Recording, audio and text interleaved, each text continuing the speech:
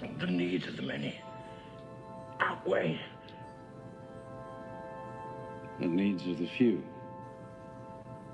Or the one. I have been, and always shall be, your friend. Live long and prosper.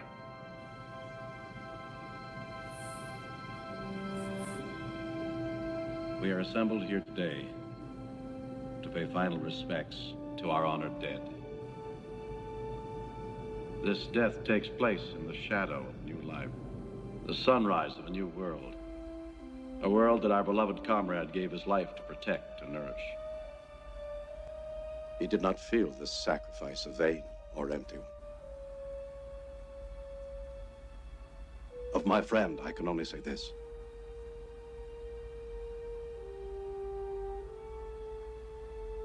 Of all the souls I have encountered in my travels, his was the most human. Orders. Up.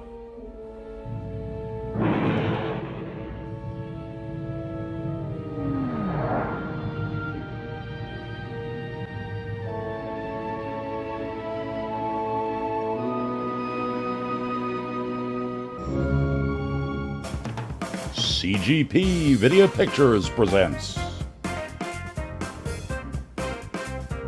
Trek Tonight, Season 2, Star Trek Film Series, Volume 3, with your hosts, Christopher Pitcher and Leo Byrne-Janicek, featuring Angela Alverson. Tonight's review, Search for Spock. Now live from New York City, Wilmington, Delaware, and Los Angeles, it's Trek Tonight. Hey there, Trekkers, and welcome to Volume 3 of our film series here on Trek Tonight. As always, I have my good buddy Leo Janicek here, and we are delighted to have Angela Alverson here. Angela, how are you? Fantastic. Good. It's we're 2 seconds away from Friday. Yeah, that is true, and I'm looking forward to it. We have a big festival here in Wilmington. And a whole bunch of people are coming down. We're all going to go to it. There's lots of music and artisan tents and great food. And so we're going to be hitting that every day this weekend, I think. But at any rate, I wanted to start with that scene from the beginning of the film, because we were talking about this a little bit in the green room. You know, a lot of people make the comment that, the odd number films are not as good as the even number films. But I really think Search for Spock was a pretty good film. Yeah, I would agree. And again, we were sort of briefly discussing this in the green room. Wrath of Khan, Search for Spock, and The Voyage Home are really essentially a trilogy. They literally pick up almost immediately from where the last one, or as near as, right. matters. Right. Well, and I had made the observation, and I want to talk about it on the show, is that they must have been made fairly close together, because there's really no distinct difference in age in the actors between these films, in my opinion. Shatner looks pretty much exactly like he did at the end of Wrath of Khan. So yeah. So general first impressions, guys. Angela, what was your impression? I mean, when did you see this film recently? Had you seen it in a while, or did you? I had never seen it.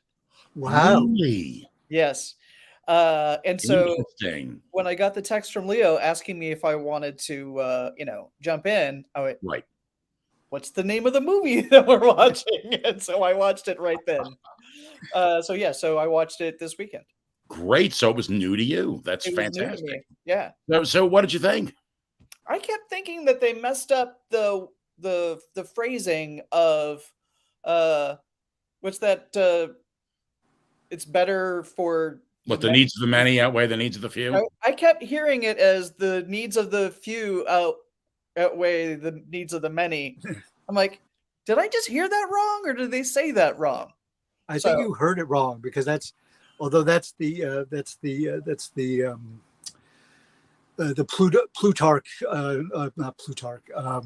plutocrat motto: the needs of me outweigh the needs of you. Right.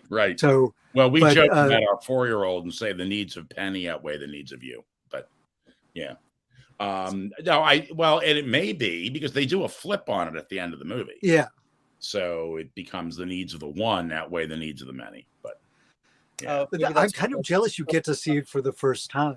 Yeah, that's cool. That's very cool. Yeah. Aside from that, what you've seen Wrath of Khan? That's probably the most popular of the. You've never seen it? I have not. Oh my God. I've seen later movies, but not that one. Wow. Okay. Wow. So, hey, Keith tonight exclusive. Keith says hi. Hi, hey, Keith. Good to see you here on the show. When did this movie come out? What's the original airing of it? It was in 1984. So it was about 2 years after Wrath of Khan. Okay. All right. So I graduated from high school in 84. Yeah, I have no excuse. Well, I mean, if it wasn't on your radar, it wasn't on your radar at the time. So right. But I was super goth back then. Hey, that's cool.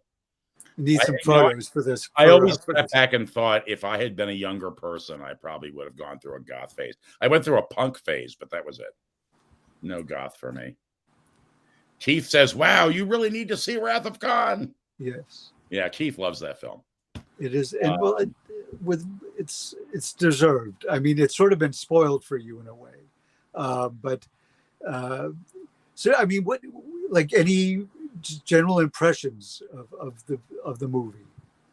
Well, I mean, I was trying to figure out. I understand that he was essentially jettisoned as part of the process. It just seems odd, if you're gonna all right, we're gonna shoot this guy. Let's aim for the thing that's the new planet.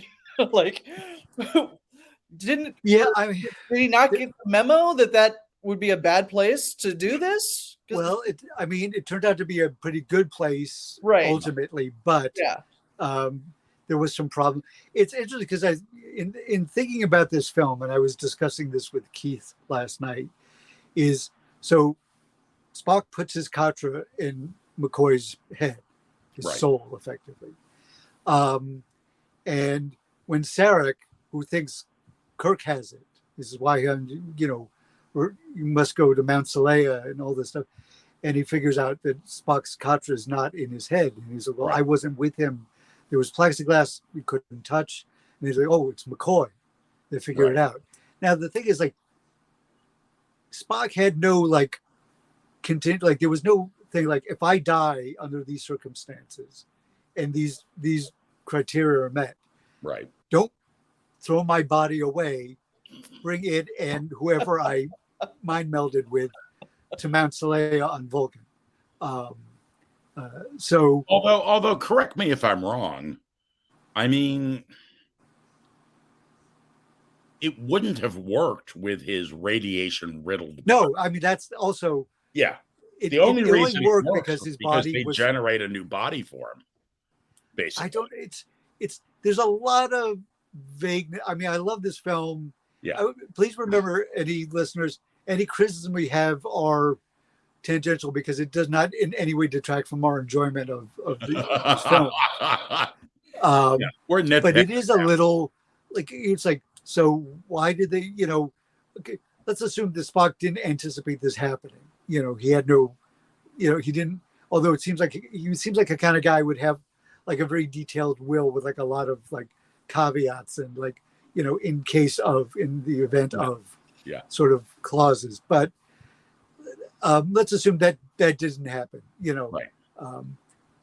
So it's like Sarek just, it was like, you have to do all this, and he's, I don't know.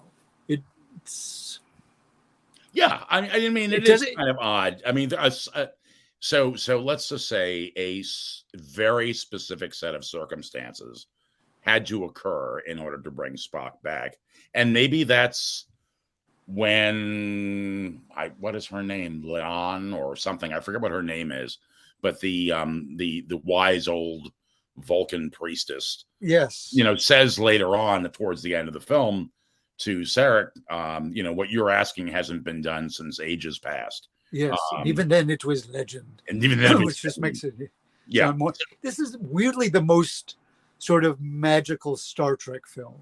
Yeah. It's the science part is about David taking shortcuts and using proto-matter in the Genesis matrix, right? Causing the planet to be unstable, right? And apparently, the writer was like, I don't know if this is that something a scientist would do, and he talked to some scientist friends, and he'd be like, yeah, that happens all the time. I mean, not Genesis stuff, but right. Scientists make like. They think they've made a discovery, but they don't, or they take a shortcut, or they're not, So it's not uncommon in the community. So it tracks, and in a way, he's much like his father's son. Like he took a shortcut. He found like a cheat code. Well, and it is interesting because Carol Marcus just completely steps out of the whole thing. She's not in this at all. No, and we never get to see Kirk have to. Yeah, in Wrath of Khan, it feels to me very much like Genesis is her project and her son David is assisting her. And then all of a sudden it becomes David's thing. Well, it's your planet, Yeah. It becomes all about him. But does anybody have a problem with Spock essentially like soul raping Dr. McCoy? Like he doesn't have any say in the matter, right? Like, it's that's true. Like, I'm giving you this, and you're going to take it. Yeah. Not only that, he knocks him out first. Yeah. So it's kind of like, he roofies him and then mentally abuses him. Well, as he says, I don't have time to argue this logically. So, I mean, I guess that defense works on Vulcan. Right. Maybe not other planets. Keith has a remark. He says, I don't understand why Kirk at all knew to go to Genesis. I thought Sarek initially just wanted to put the Katra in a Katra jar on Mount Saleya. Well, okay. So something, Keith, that I only know because driving home from Connecticut last night, I listened to a really terrible Star Trek book called Star Trek The Lost Years, which is all about Katra orbs and the Vulcans storing people's Katra in these orbs. So I didn't know about that until I listened to this. Yeah, that doesn't really come up. It's funny because I remember when these movies came out, it was sort of the golden age of novelizations. Which I was a big fan of because it was like being able to watch the movie again, sort of like pre VHS and pre streaming and Blu-ray and whatnot, having the entire collection of human endeavor available at our fingertips at any given time. Right. And there's certain details like the idea that Saavik was half Vulcan, half Romulan, and it was established in the book, although not on screen, that those sorts of unions were the product of rape, going back to rape for a second unpleasant time. Wow. And I could see why they would not put it in a movie that you might take your kids to. Right. And it also feels like a bit of lazy writing. Maybe. I mean, Craig says Spock placed his Katra in McCoy so the latter could be taken to Mount Saleya on Vulcan. The regenerated body to put it into was an unexpected bonus. Mm-hmm. And yes and no, because Sarek does say to him only his body was in death. Yeah. Why didn't you bring him? And maybe that's what he meant. Maybe he just meant the Katra. I don't know. But I always assumed, like if he showed up, he was like, "I listen. You could have just brought McCoy here. I don't know why you went and did all that." Yeah. Um, Keith says, "Oof, that didn't age well." So I assume yeah, you're I talking. don't know how they knew to go. Yeah. I guess there it does feel like there's a scene missing where they say we need to get Spock's body, where Sarek says, if you can get Spock's body, we could possibly put it back in. Right. But it's actually the shortest of all the Star Trek. And it is true. It is true. Not to beat this point too much, but when Kirk goes to, I've forgotten his name, but the guy, the admiral in charge. He does say that he needs to go back to Genesis to get Spock. So he must have known somehow. I don't know. I guess scene missing. Maybe. So, yeah. See, we didn't have the ability to have a director's cut of this movie. I guess Nimoy's never put together a director's cut of it. So if there was any, like the last two films we've seen, where they did some nice little edits and they added in some additional dialogue to make things make more sense, we didn't have that benefit with Search for Spock. But Nimoy, yeah, get on it, Nimoy. Oh, we can't. Darn. At any rate, so yeah, but there are some fun moments, and one of them to me is the idea of Christopher Lloyd playing a Klingon. And he kind of defines what Klingons became after. Right.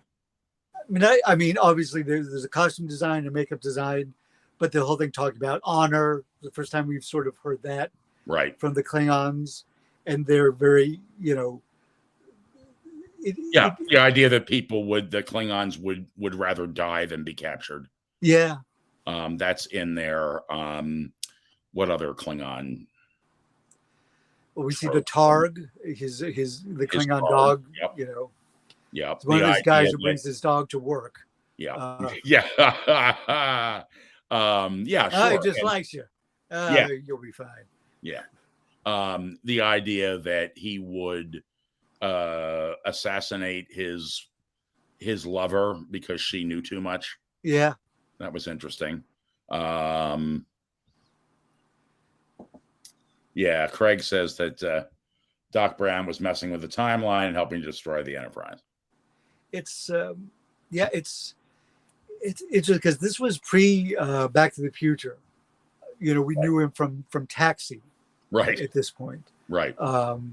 He's a good actor, and he can do comedy very well, but he can also play a very good heavy, as we've seen. Yeah. So I liked the way, and it's true. I mean, he makes that statement, which we end up seeing in other Klingons later on in the franchise, when he says, even as our emissaries negotiate for peace with the Federation, we are going to, recover this weapon for our, the preservation of our race. Yeah. So he's got that attitude, which you end up seeing later on, and especially in Undiscovered Country. Yeah, there's a theme of a fear of the Federation seems to be based on the idea that of like a homogeneous society, like they don't want to lose their cultural touchstones, the things that make them unique. And also too, I love his monologue, and I can't repeat it because I didn't write it down this week, but his whole business when John Larroquette says, he asks them for their comments, his other two officers, and the first guy is all about how it's, great power and, and obviously akin to what he thinks. Yeah. And John Larroquette says, amazing, they can make planets, and he has a much more Federation take on it than the other two. Or at least scientific. Yeah. Yeah, right. Scientific. And I love Lloyd's monologue about, Yes, your children playing at your feet, your wife at your side, and all the while the flag of the Federation fluttering in the breeze above you. Yeah. I don't know. I think it was great. I thought that dog will look right out of Fraggle Rock. You know what? You are very right. You are very right. Hey, John Van Costin is here. And Hey, he John. says, hello, everyone. Given that you hadn't seen it, what were some of the highlights for you, Angela? Well, first of all, I just got promoted, and I'm very excited about this. Okay. Yeah, right, exactly. Leo left the room. Yeah. Yeah. Well, here on Nightline, we moved in for the interview, so that's what that is. Excellent. Yeah. No, but seriously, I mean, so you hadn't seen it. That's fantastic. So this was your first viewing. Yeah. How about some highlights? The very slow destruction of Genesis was kind of hilarious. It's like every time something bad happens, it was like this giant column of earth erupted out of the ground, which I thought was very funny.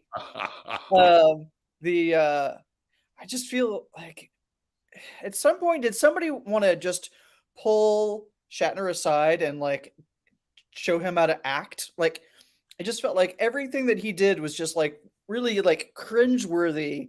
Just listening to every line that he read was just so fucking precious. Especially, when his son is killed. Just oh my god. Oh, Klingon bastard, you killed my son. Yeah, there was like not an ounce of emotion like that was really delivered in there. Well, as Leo mentioned last week, I mean, Leo, there he is.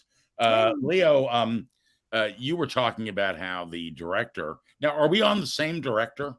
No, it's directed by Harv Bennett, who also worked on the script. Okay, all right. Yeah, Nicholas Meyer, because they were like, "Hey, do you want to do another Star Trek film?" And he says, "Well, what's it about?" He says, "It's about bringing back Spock." He's like, "No, pass." Yeah, because he wasn't a fan of that to begin with. Well, I think he was like, it's interesting because, as we discussed briefly last week, the idea that Spock was going to die had been leaked by Roddenberry, who was sort of being cut out of decision making. He was given like a consultant's title and a little office, but he had no influence. Right. In a way, he was like Moses. He got everybody to the promised land, but he never got to go to the promised land. Such is the life of the great bird of the galaxy. Yeah. But so everybody felt they added the thing at the end, remember, so they had a back door to bring Spock back. Right. Harv Bennett eventually, Nicholas Meyer eventually, like, it was like, yeah, it's a pretty good film. Like, he wasn't, he came around to that. He came around to it, exactly, as I just struggled to find English words. But okay. What's interesting is Nimoy had to convince the studio head, because he wanted to do it, and he thought, well, this guy couldn't stand being Spock so much that he had them kill him, so he's probably going to do a bad job because he doesn't like the franchise. Right. And he had to meet with him and said, no, I love the franchise, and he'd done some directing, and he went on to be actually a pretty decent director. Oh yeah, I would say. Yeah. And a singer too. Bilbo Baggins, yeah. He had a hammer. Yeah.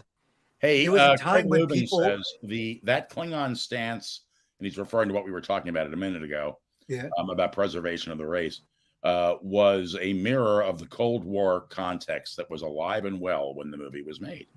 It's true. That's very true. We are talking about a film that was made. What did you say, Leo? 84? Came out in 84. So yeah. Cold War still very much going on. Yes. And it's, but I had something to say, but what was it? I'm sure you did. Yeah. Well, all right. So it's beamed out of my head anyway. So all right. So we covered Christopher Lloyd. What do you think, was it necessary for them to kill David? Probably. Well, they were going to kill Saavik. Originally, in the original script, they were Romulans, not Klingons. Oh, and, okay. And Nimoy said, no, we should change it to Klingons because they're more theatrical. Right. You know, which is a pretty accurate description of Yes. them. They Yeah. do love their theater and their so. Talking about one line that is there, I remember the cringeworthy line. There's when they're on the bridge of the Enterprise in the very beginning of the picture, and this young officer asks Kirk if there's going to be like a parade, basically when they get back. Is that what you want, son? A parade? You know, heroes welcome. And he's, God knows we deserved it. This time we paid for it with our dearest blood. And I'm like, who the fuck talks like that? I mean, it's just, it's a little florid. Like, it's not like a thing where like, you know, the butcher's bill was high or something that was like, you'd be like, oh, that's the way they talk about it, versus this very like, you know, like acting. Yeah, well, and you're right. And, yeah, you guys are both right in the sense that, you know, Kirk has that whole, I guess it's a captain's log. Yeah, and I guess you're allowed to he waxes a little poetic. Wax poetic, yeah, that's what I was going to say. But his whole thing about, you know, Enterprise feels like a house with all the children gone. You know? Yeah. But they didn't have it originally. They were talking about killing off Savick. Okay. And I think it's interesting, even though they only introduced David in the previous picture, the studios felt that people wanted to see the old band together. They don't want to be encumbered by children, even if they're adult children.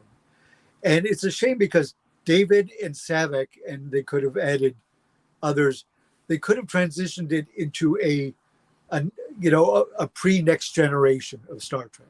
Sure. So, you know, and it did because in Picard we wanted to watch it because it was the band was back together. These people and these actors had not worked together in that capacity in a long time, and it was a very satisfying end. You know, and they even set it up. You know, maybe a backdoor pilot. Everybody wants Star Trek Legacy, as they're calling it now. We'll see what happens after the writer's strike. And you know, I would watch that. I'd watch that right now, and I wish it was here right now so I could watch it. And we could be reviewing it. That would be what we would be doing if it was right now. As I wildly postulate about impossible things, but you're right, and I think there are a lot of people that would agree with you. But the thing is, people tend to want the thing they know, and if you remember when Next Generation first came out, everybody was like, "Who is this bald captain? And what's this? You know, there's a Klingon on the bridge, and who's this android?" Everybody, they were hated by a segment of fandom, and it was pre-internet. So I remember you and I, Leo, were in London at the time, and I remember reading some local British rag, the Daily Sport or something, and it had an article in it, and this is referring to a British actor who has a Shakespearean background, and in the article they were referring to him as Old Baldy. So yeah. They're wags, the British tabloids. I mean, this is like one of their own, you know, and he was still Old Baldy. So yeah. Keith says that methinks Shatner wanted his kid to die so he could, air quotes, act when David was killed. I'll be honest. I think he does have some cringy lines, and I think he's always at his best when he's being kind of wry and having that sort of like, you know, he goes, "How many fingers am I holding up?" You know? Right. Not damn funny. Yeah. But I think him sort of stumbling into his chair, like he did, to me, it read is very much like stunned. And I may be making excuses for him because he's Captain Kirk. Right. But he did generally seem like a guy who was just like, you know, had the rug pulled out from under him, and he's just, you know, stunned. Yeah, and I will say that all of the business with, I thought that this was a great film for DeForest Kelley. Oh I yeah. think DeForest Kelley had a lot of great moments in it. Turns out I was talking to my mother, who is both an actress and a director in New York, and has had quite an extensive career in the industry over her lifetime. But it turns out that she acted with the guy who plays the alien he's trying to get a ship from. Oh wow. Yeah, which I think is cool, because I always loved that alien character, and we've never seen that race again. No. Except it was in this dumb book I listened to. They had a couple characters that were from that planet, which was kind of cute, I guess. He always looked like he was like part like zebrafish, like he had those striped spike kind of things going on. Yeah. You know, that's very much a art department. They're like, we want a weird looking alien with sort of crazy ears and like little and they drop up and they're like, oh, do that and put that on that, and they're like, okay. How can you be deaf with ears that big? Yeah. And what's sort of interesting is like, again, we've never seen it, except, you know, the thing is, like, for every weird background alien in any of the movies, there's somebody who's like, who is that, and does the research, and then maybe they write a book. Maybe they get a chance to write a book later on, and they can fold that in, because I always thought those guys were cool. So I'm going to just slip this in. Yeah. So, you know, God bless them. But I've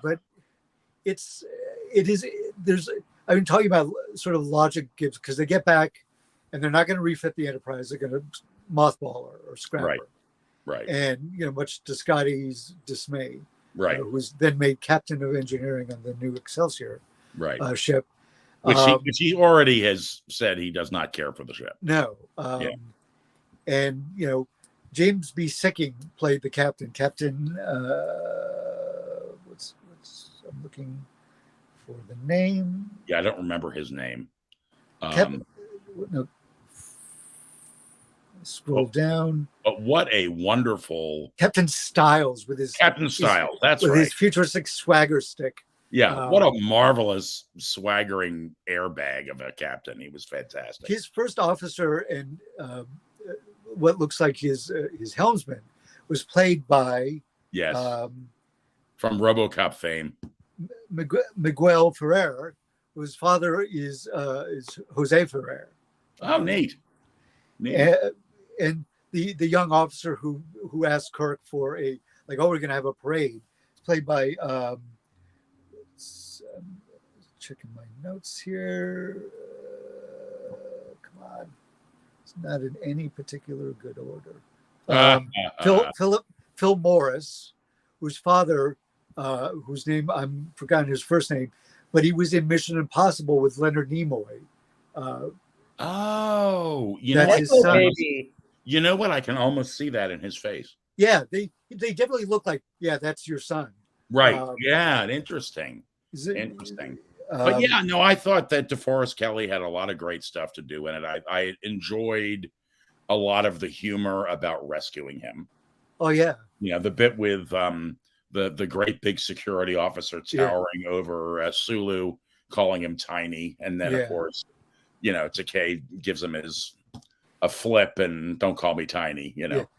Apparently Nimoy, who had directed, I think, a few episodes of Mission Impossible while he was on that show, sort of lifted a Mission Impossible. That middle bit is basically an episode of Mission Impossible with people doing separate. Everybody has their job to do to get McCoy out, which is kind of a cool little moment. It is interesting. You look at the outfits. Kirk has a cool outfit. McCoy's very much a 70s, like still has that kind of 70s, like, you know, sort of hippie who made it big kind of vibe to it, you know. Sulu had that half cape and that sort of like almost samurai sort of, you know, jacket. Oh yeah. You know, silk shirt kind of action. He looked pretty good. Scotty had his sort of, you know, quasi uniform. And because Scotty's never really, he's never off the clock. No, apparently not. Yeah. Because he was wearing what he was wearing on the Excelsior. Yeah. For some reason, Walter Koenig is given the ugliest outfit possible. Oh my God! It's like this. It looked like a space version of a little Lord Fauntleroy outfit. His weird collar. What was with that pink collar? And brown, I think. Yeah. Which is who picks pink and brown is like, that's two colors that really should go together. Yeah. And that terrible collar on his neck. Yeah. Oof. Yeah. Oof.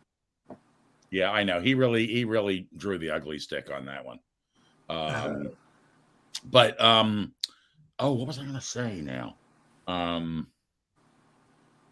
Who was the young actor who played Mr. Adventure? Was he anybody that we would know? His name is Scott McGinnis. I'm sure he's done other stuff.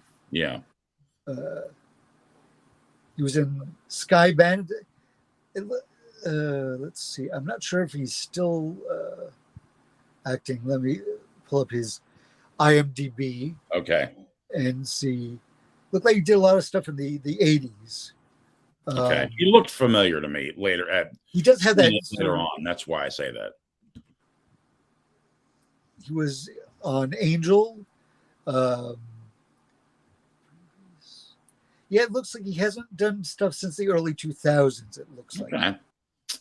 He may have retired, but, yeah, good for him. Hey, guys, let's take a quick commercial break. Yes. And we will be right back with more Trek Tonight. We're going to find Spock. We are going to find Spock.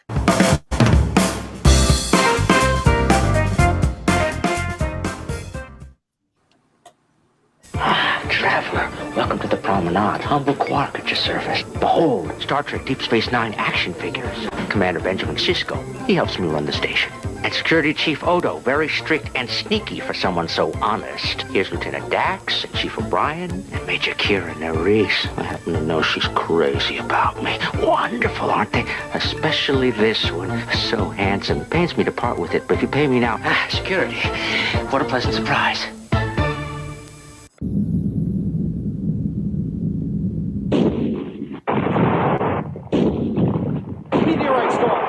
Scotty, beam us up! Scotty! Scotty! Don't worry, Captain. It's only a shower. I don't need a brolly, you Bobby. Beam us up! Captain, I haven't got the power. Try, man, try. Power! More power! The man's power. Uh-oh.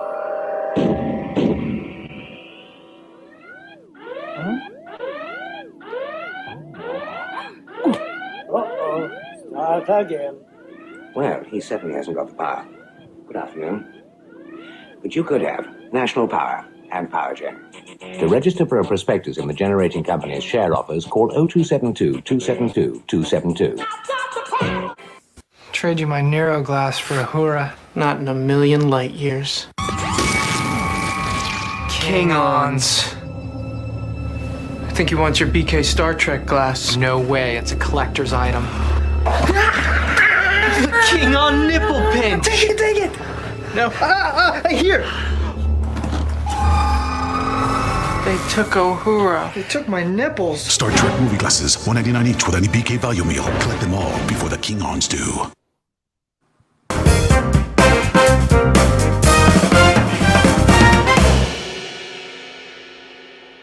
The old Klingons. The Klingon nipple pinch. It's now canon. You know what's funny? You see that British Power commercial, and they've got that weird generator at the end of the commercial. Yeah. And I can't help but think of the Splinter machine from 12 Monkeys when I see that. It weirdly looked, I don't know when that was made, but I have to assume around the time these movies were coming out. Right. Because they had the uniforms. Yeah.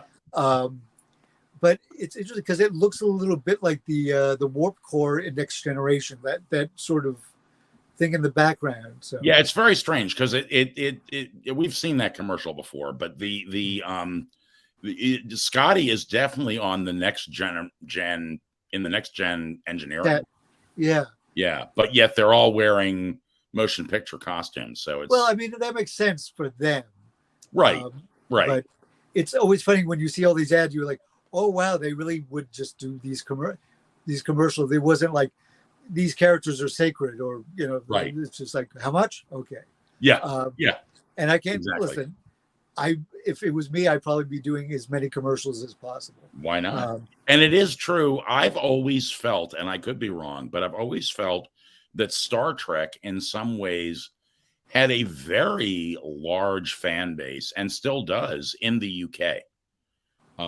I think so. There are a number, because it seems like there are a number of shows like ours that come out of the UK. So.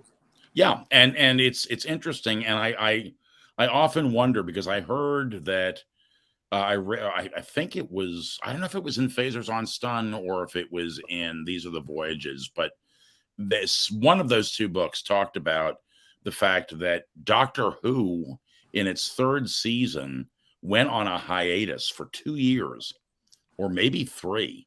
The Doctor went into regeneration and then they just took a hiatus for some reason. And in that time, they dropped in 3 seasons of Star Trek. And that's what introduced the UK to Star Trek. So, and we're talking about the original show. Right. So maybe that's part of it. I mean, it's always weird now. It seems like you can get anything anywhere just about. Right. But I kind of wonder, like, because certain American shows would cross over and vice versa. Right. And it's, I mean, I don't know. Because it feels like Star Trek is such a worldwide phenomenon that there were fans from, all over the world. Sure. And, it had been dubbed into, like, Asian languages and Middle East and European and yes. African and so on. Well, I noticed going over the stats on the podcast version of this show that we had a download from someone in Belgium. Nice. So hello to people in Belgium. Yeah. So yeah, it is. I think Star Trek does translate all around the world. So at any rate, where were we with the film? We really just been talking about points that we liked and didn't like, but you get to this point now where you've got Saavik and the Grissom gets destroyed by the Klingons. And you've got the Klingons discover that David and Saavik are on the planet along with a Vulcan scientist of your acquaintance. Yes. And Kirk has stolen the Enterprise. Great scene where he steals the Enterprise and our Captain Styles thinks he's going to catch him with transwarp drive, and of course Scotty has messed with it, so it doesn't work. And so you've got them stranded on the planet. Kirk again. It reminds me of Wrath of Khan. You've got this, the Grissom isn't answering. And Kirk's there. That's darn peculiar. It reminds me a little bit of the bit when he doesn't understand why the Reliant won't talk to him. Yeah, unlike people playing, let's say, a tabletop role-playing game, they're not like, well, I would have raised shields immediately if I couldn't find anything, and I would have done this and this, and I would have laid out mines and blah, blah, blah. And it's like, it's more interesting if stuff happens. It's interesting because they get a shot off of the Klingons when the Klingons hit them, and so the Enterprise was already sort of, looking for on the raggedy side. Yeah, didn't help matters. So they surrender and then set the self-destruct and then beam off the Enterprise. Why doesn't he finish us off? He outguns me 10-1. So we saw in the trailers previous to this opening that we knew the Enterprise was going to be destroyed. In fact, I think it was even on the poster, if I'm remembering right. Well, the poster does have them battling the Klingon. It's been a while since I've seen the poster, but I have this image of a poster of like the Enterprise streaking through the sky and sort of them all standing on that mountaintop silhouetted. Right. That might be a Mandela effect. So I don't know. I'm not sure if it's entirely accurate. But it's funny because there's a lot of spoilers are a big issue now amongst fandom because people don't want to have too much stuff spoiled. I have a friend who won't watch movie trailers, even if they're like not spoilery. He does it. He wants to go in as fresh as he can. Right. Which I admire his conviction. Although I'm not gonna watch a trailer. Right.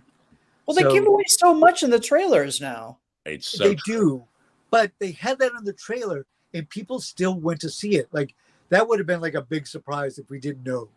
Right. But they were like, it's interesting how back then people were like, went in knowing the Enterprise was going to get destroyed. And it in no way diminished their desire to see it. Right. In fact, it was the 6th highest grossing film that year. Wow. 1984. Wow. It was, but by today's standards, not that it was like, its total box office gross, I think domestically was like 78 million. Right. But it only cost like 16 million to make. So that's a pretty good return on the investment. Right. And these are $1984. So I'm sure the numbers will be higher. But yes. It's just interesting. I do think sometimes. I'm sorry. Go ahead, Leo. Like I agree. I don't want to be too spoiled, but I do enjoy watching a trailer. So yeah, if well, I get spoiled, and it's I on will me. I will say that the idea that they end up capturing the bird of prey, it is a bird of prey, right? Yes. Yeah. Yeah,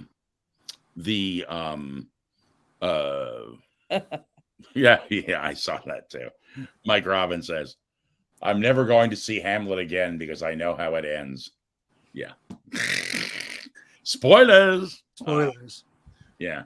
But the idea that they end up capturing the bird of prey, and then I don't know, there's something about Sulu flying that's very cool to me. I don't know. It is. When they land on Vulcan at the end and the wings go up and it lands. It's a very cool little ship. It is, although it's funny considering, I mean, they weren't young, but they weren't old at that time.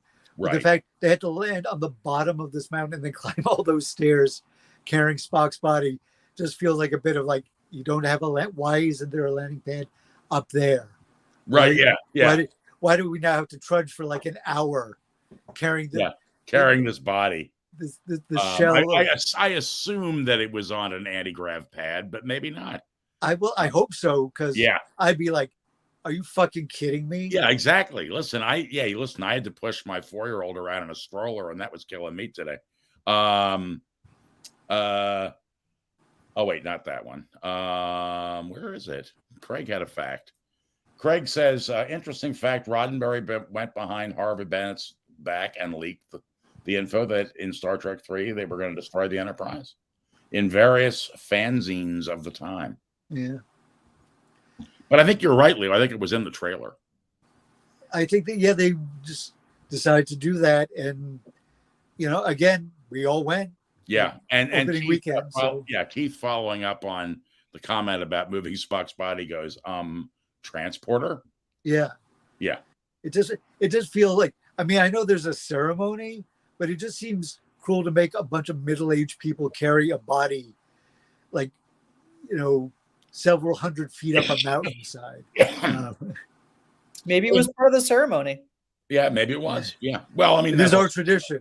Yeah, it's very solemn. Your tradition to help.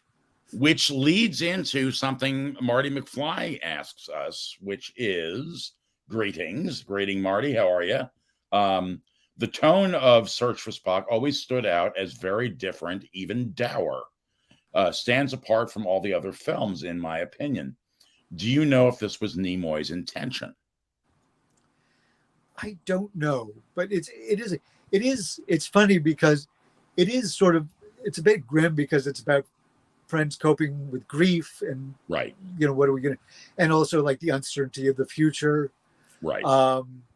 But it's funny because, as they say, it's like the movie's called The Search for Spock. You knew the end was going to be like, yeah, we couldn't find him. Right. You knew Spock would be coming back. Again, like I never went in. Like if they had failed to find Spock or bring Spock back, one, I think that would have killed the franchise. I'm not sure why they would make that decision, but Right. it's interesting because it's very, in a way, it's like telling you what the magic trick is, explaining it. It was, Yeah. doing it, showing you how they did it, and then it's over. Yeah. But you Well, don't we enjoy couldn't it find less for Spock. that. We couldn't find Spock, but we did find McCoy's communicator. Yes. Yeah. Deep cut. Yeah. Yeah. But did you, Angela, even watching this for the first time, did you think oh, they're not going to get Spock's body. It's not going to work. Like, there was never a doubt of how this was going to end.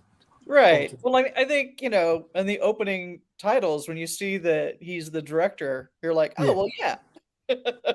He's going to show up. Yeah. It's all going to work out. Yeah. He did. I'm not going to direct a film in which I've just been eliminated from a franchise. Yeah. I would have negotiated a little bit better than that. Yeah, maybe. He did some of the voiceover work, Leonard Nimoy in the picture, like a turbo lift or some other little, voiceover bit. And he was credited as Frank Force in the cast list. Frank Force? Yeah. Wow. May the force be with you. Exactly. Yeah. It never occurred to me at that moment until you just said that that would have, whether that was like a nod to the other franchise. Yeah. Anyway, all right, guys, we are within the last 10 minutes of the program. Angela, do you have anything else any other thoughts or comments that you wanted to make just in general about the picture? No, I think I pretty much said everything that was on my mind. Okay. Yeah. Yeah. How about you, Leo? Good. I probably could talk hours. There's so many interesting bits. Also, something I also never noticed until watching it again for the show is that it's the only Star Trek film where Leonard Nimoy is not listed amongst the cast in the starring William Shatner, Leonard Nimoy, then co-starring, James Doohan and et al. Right. But it was Shatner, Nimoy, and DeForest Kelly were always the stars. They were the three, the best friends gang. Right. As another show refers to them. And it's this. I was like, it never occurred to me. I'm like, well, yeah, he would. I mean, as if you didn't know Spock was coming back, but they very carefully left his name off the main credits, other than as director. Right. Right.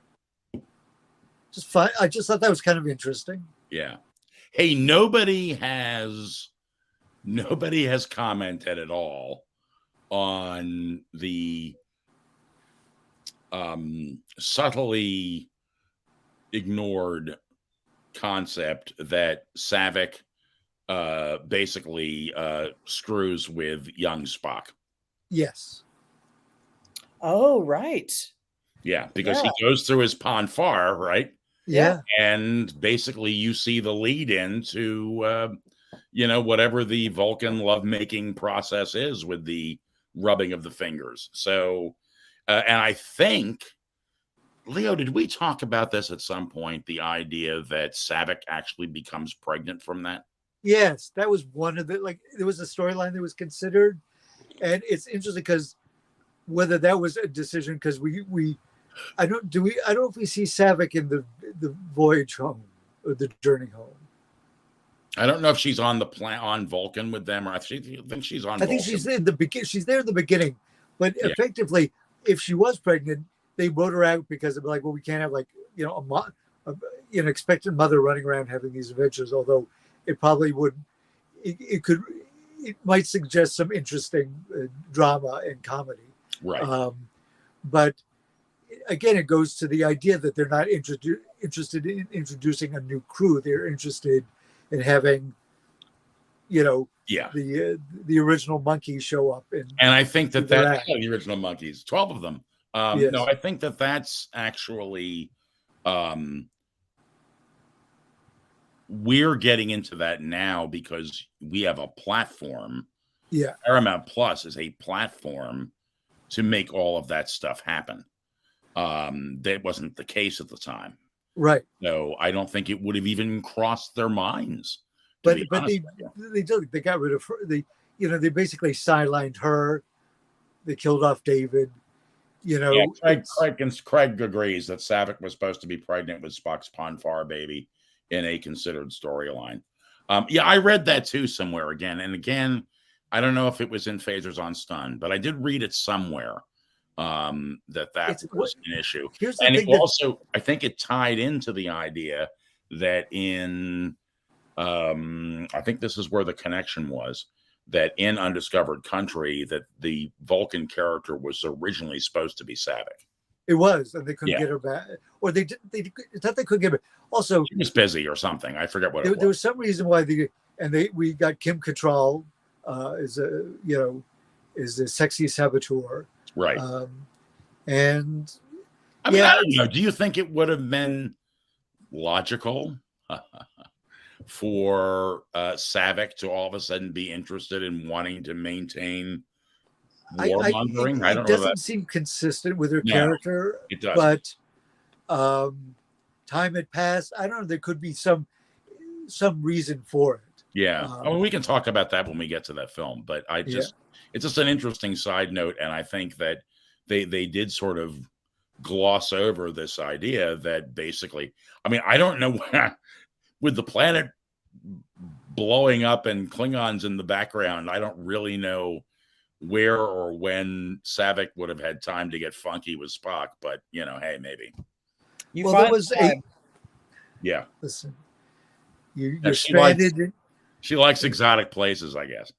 She likes to have one sexual encounter on any planet she goes. Yes, there you go. That's just what It's like a vacation bucket list. It is.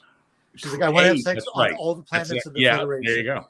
Yeah, or it's like one of those. Where's the craziest place you ever had sex? One of those questions. But Craig Lubin says, save it for Patreon. There we are. Save it for Patreon. That's right. In the exclusive Trek Tonight After Dark. Saavik.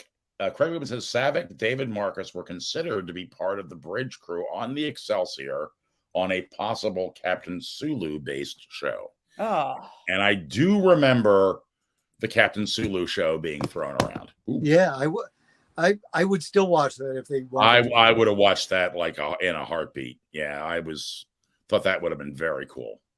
I always loved the character of Sulu. Yeah, no, he's a terrific character, and he got some cool moments in this movie. Yeah, don't call me tiny. Don't call me tiny. Yeah, and he kind of had the coolest outfit there. He did. Sort of like swashbuckler outfit, 23rd century. Well, and it's interesting because speaking of just of some last moments that I was thinking of, Scotty refers to having the ship being fully automated early on in the film. It's not just once they end up on board and they go to steal it. He was setting that up the minute that they said they couldn't take the Enterprise. Well, it's very early on. He says that the automation system will be in place, blah, blah, blah, blah, blah. So he'd been saying that presumably, it was sort of a training cruise. They may have not had a full complement. Right. And I'm sure people died over the course of that movie. Right. So he probably had to jury rig some sort of automation. It's like, well, we're not going with the expectation that we're just trying to get it home to space dock where we could really fix it up. Right. Right. But next week, I don't want to get into it because we are coming close to the end of an hour. But next week, I'd like to talk about the relationship between the actors. And I will say that watching these films, I'm just going to throw this out there, and then maybe we can pick it up next week. I know because I went to see with you, I think, a presentation by James Doohan at Boston University when we were there. I missed that much to my. Oh, you missed it? Okay, sorry. That's okay. Yeah, I thought I went with you, but I guess not. I think you went with Craig, who was visiting. Maybe I went with somebody, but at any rate, it should have been you, to be honest with you. But one of the things, and in that presentation, he went on and on about how much he disliked Bill Shatner. And it's always been a problem for me in the movies when they have these moments between Kirk and Scotty where they're chumming around and looking at each other fondly and affectionately. And for some reason, the idea that I know Doohan hated him always bothers me when they have those moments. I do think about it. Sometimes. I almost wish he had never said it. You know what I mean? Because, or just not Well, made a big deal out of it. Huh? So they can act. Yeah. Exactly. Acting. Yeah. Acting. Yeah, no, I guess they can. You notice it in moments like in the motion picture when they're in the shuttle pod together, and they have a lot of moments in these films. Yeah. And for some reason, it just bothers me that I know that they didn't get along, or that he didn't get along with Shatner. And so it always, anytime I see a chummy, heartfelt scene between the two of them, I think, yeah, but he thought he was an asshole. It is kind of sad. I mean, we've lost more than half the bridge crew. Yeah, I know. Yeah, I know. We just have George Takei, Walter Koenig, and Shatner left. Right. The rest of them have passed on. Yeah. And it's interesting. There's a photo of William Shatner with the cast of Next Generation. And the Next Generation cast all look like they're delighted, like they're with their favorite people in the universe. They're just like smiling and hugging. And Shatner's sort of in the middle of it, and he has this very forlorn look. Yes. Which I wish I had a copy of it to throw up on the screen. I know the picture you're talking about. You can easily find it online. Oh yeah, I've seen it many times. Yeah. But it seems sort of sad. Like he's like, yeah, I never got to. Yeah, we never had this on the original show. Right. You right. know. Right. And he was, I would say, largely responsible for that. Because, he would be like, wouldn't it be better if Kirk said this? I'm like, well, I've got 3 lines this week now. I have 2. I guess that's true. I mean, he was the star of the show, and that was sort of the way it was. But, you can't expect to do that. And nobody knew the show would become the phenomenon that it did. Right. It could have easily been a show that people are like, yeah, I remember that show. And quite frankly, it was the style of television of the time. Yeah. That you had a star, and then everybody else was a secondary character. Which why it bothered them that Nimoy got like. And that's why because all of a sudden Nimoy became extremely popular, and he was not the star of the show. Women. Mike Robbins says that Shatner confronted and made up with everybody else. Nimoy didn't. Not Nimoy, and I don't think that's true. He says Nimoy didn't like him either, but they became. I think they might have had a slightly contentious relationship. I know that. Maybe. I don't know. I always got the impression the two of them were pretty tight. But Mike, you might be right that at some point they didn't get along, but they certainly did later on. Yeah. Hey, Michael's never lied to me before. There you go. There you go. Exactly. All right, guys. Hey, Angela, thank you so much for being here. Hey, I loved it. I'm glad. What's this? Takei and Shatner got each other. Okay, hang on. Craig says Takei and Shatner got each other on social media like pop culture divas. I heard actually that they ended up making up as well. I mean, at this point, what's like, why stay angry? Like, it's like, it's not like any of them. It's like it's ruining anybody's future prospects. Yeah, well, and I think that Howard Stern may have had a hand in that. I'm not sure. That sounds like something he might do. Yeah, I mean, he was constantly. Well, he had Takei on a lot. That whole my thing came from the Howard Stern show. Yeah. Yeah. Yeah, I don't know if you know that story or not. I don't know whether I know that story, but at any rate, it might not be suitable for air. But at any rate, all right, guys, I'm going to roll us out of here again. Angela, thank you so much for being here. Thank you. Again, Leo, always great to do the show with you, and we will see you next week for The Voyage Home, as Keith Jacobson calls it, the whale movie. Yes. So Keith is so clever. yeah. All right, wait, now, hang on. Now I don't want to have the same problem I had last week. Hang on. Whoa. Here we go. Everything got dark for a second. Yeah. It did. What is this? Like right in the middle of Guardians of the Galaxy. Right, you are. You're watching Guardians of the Galaxy. There we go. Have a wonderful week, folks. Live long and prosper. And this is Ron Cameron. For another episode of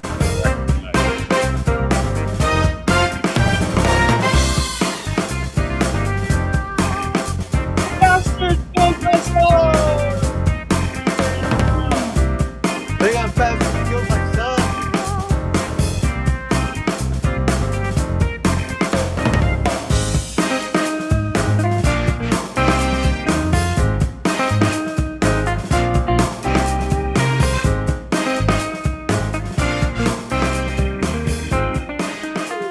like and subscribe.